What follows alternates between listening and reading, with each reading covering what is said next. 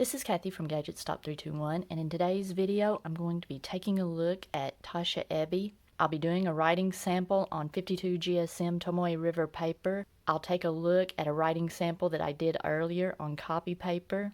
Then I'll compare Taccia Ebi to some similar inks from my collection. And finally, I'll take a look at the results of the water resistance test. Taccia Ebi flowed off the nib of my glass dip pen quickly but uniformly. The ink did a good job of grabbing onto the paper and making a nice crisp swatch with my tweezers, and the ink seems to range from pretty dark, or the saturation seems to range from pretty dark to a medium dark, and there's a halo of sheen in the heavier portions. I'm going to begin with my Graphite and Faber-Castell Ambition with an extra fine stainless steel nib.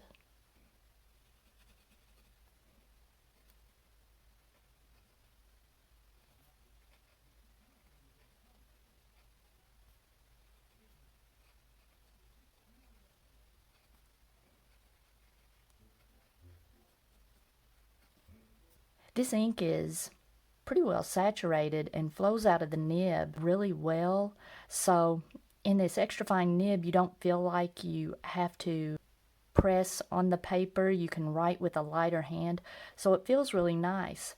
There is feedback, but since you can write with a lighter hand, it does feel nice.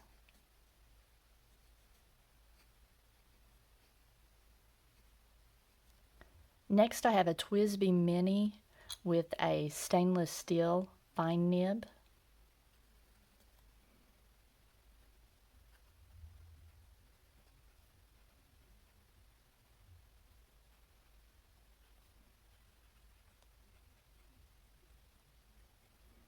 This TWSBI Mini fine nib writes a bit, maybe a little bit drier than the extra fine, or similar to the extra fine. Well, here in the scribble it looks like it's writing drier, probably because the ink is just being spread out over a slightly wider line width, but it doesn't feel dry because this nib is so smooth, and it doesn't look like the pen is writing drier. If you just look at it by itself, it makes the ink look brighter. In this extra fine, the ink came across looking darker and richer, and in the fine nib it just looked a little brighter and more pink. Next I've got a Pilot Custom 74 with a 14 karat medium nib. A slight hard start there, and I've noticed it since I've switched nibs, since I switched the medium nib that came on my Custom Heritage 91 with the fine nib that came on this Custom 74, I've had some hard starts like that, and part of that was me just sitting here talking for a while, but once it gets going, it's okay.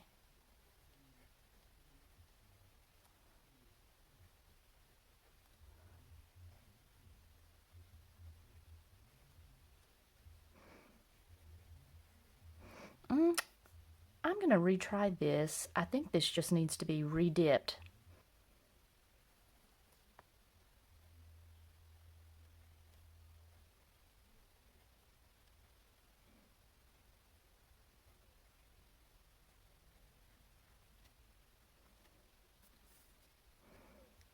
This is very smooth, but I've noticed in my other writing samples, this ink paired with this pen, this nib, is pretty wet. So since I do my writing samples by dipping the pens in the ink, I don't ink up the converter, this particular nib tends to run dry pretty quickly.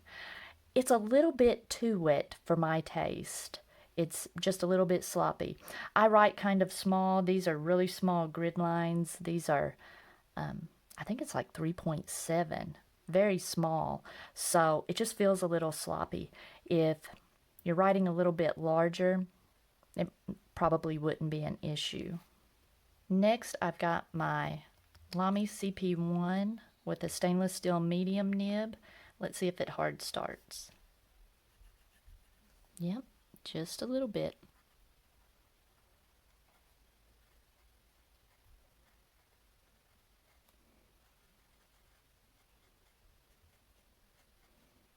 I do like this pen and ink pair. It's nice and smooth. The ink looks good. It's really nicely saturated. This is pretty smooth. Next, I've got a Pilot Pluminix with a stainless steel cursive medium nib.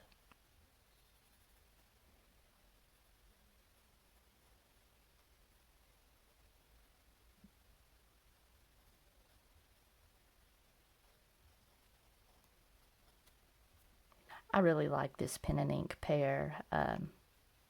It's nice and smooth. Like I mentioned earlier, the ink is so well saturated that you don't feel like you have to exert much pressure on the paper. You can write with a light hand and it looks really good. Next, I've got a Kaweco Lilliput with a stainless steel broad nib.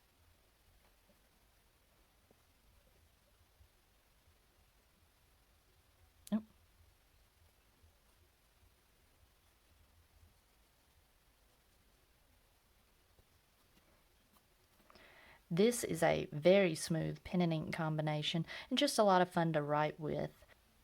You get a little halo in the letters that puts down enough ink, looks good, and is fun to write with. And finally, I've got a Jinhao X750 with a 1.5 stub nib.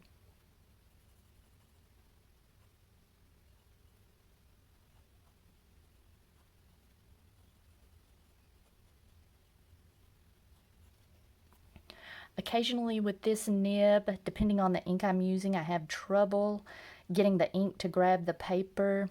Like the downstroke here on the one might be a little bit wispy, but this ink does a good job of grabbing onto the paper and is just a pleasure to use in this stub nib, as well as the little stub nib in the Pilot Pluminix.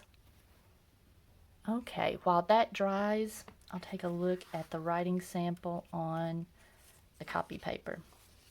Okay, I haven't gotten any true 20-pound copy paper yet. This copy paper that I'm using is a little higher quality. Not many of my inks will bleed through, so I'm not able to get much good information from this paper, so I am going to invest in some more 20-pound copy paper. I'm not really seeing much feathering, so on good quality copy paper, this is a nice ink to use. Now, I tried a spiral notebook that I did a writing sample on. It has some just not great quality paper, but I tried a couple different inks. Nothing bled through, but everything feathered like crazy.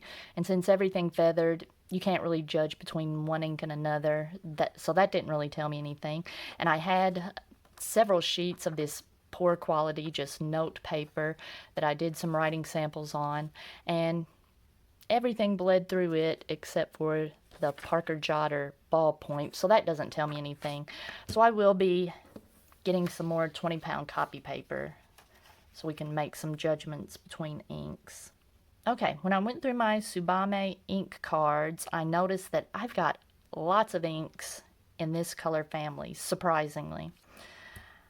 Taccia Ebi, I like the shading that I'm seeing, and it's got that goldish, almost looks green, the sheen. And another ink that is similar to that is Sailor Manyo Kuzu. When you compare it on the lighter end, looks very similar, but it shades quite a bit darker and has similar sheen.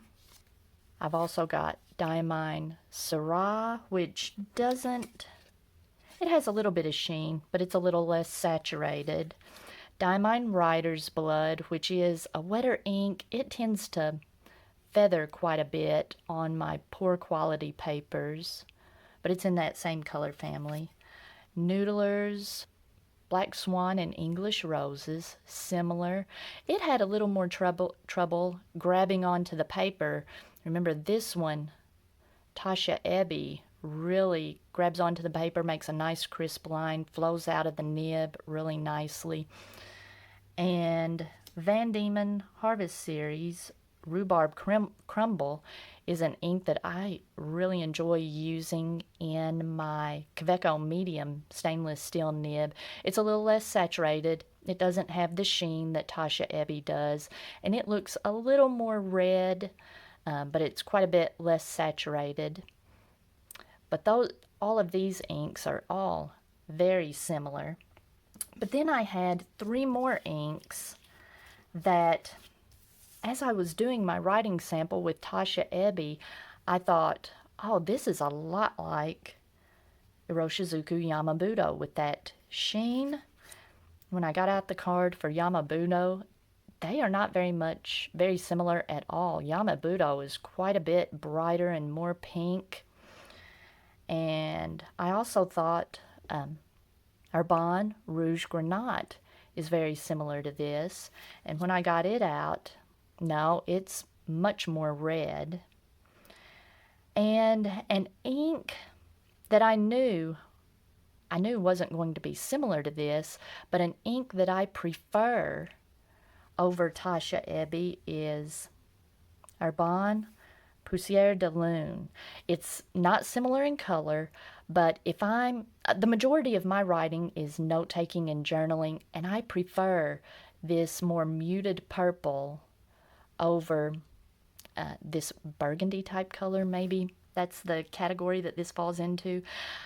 But I do like this type of ink for like letter writing. I've recently started letter writing. I don't do much of it. It's not the majority of my use for fountain pens, but I probably, even though I really enjoy this ink, I probably won't buy a bottle of it, a sample for writing a few letters, and then move on to something else. But since I do like to take notes and do a lot of journaling with this ink, I did end up buying a bottle of it. And when I did my water resistance test, it looked like mainly red that was coming up off the paper, and it left behind a purplish blue permanent component. Even in the extra fine, it left a nice amount of legible purpley blue ink. Okay, and on the Tomoe River paper, a little bit of bleed through on the swatch, on the heaviest part of the swatch, but that was it. I've noticed that on inks that have even a little bit of a purple component, they tend to be the ones that are most prone to bleed through. Let's see. On the writing, I'm seeing some subtle shading, and on the swatch, I'm seeing just the tiniest bit of a halo of sheen. On the scribble that I did with the dip pen, I'm not seeing any sheen, but there's it's almost like you can see a bit of halo. I'm surprised that I'm not seeing any more sheen than that. And in the writing, even on the stub, I'm not seeing any sheen. It's a pretty ink. Like I mentioned, for me, this would be a good option, a good ink option for writing letters. I tend to prefer, even though this doesn't look like a very bright ink, it's a little bit brighter than I prefer for my everyday journaling. But it was a pleasure to write with. If you found this video helpful, please give me a thumbs up, and if you'd like to see more videos like this, please subscribe to my channel.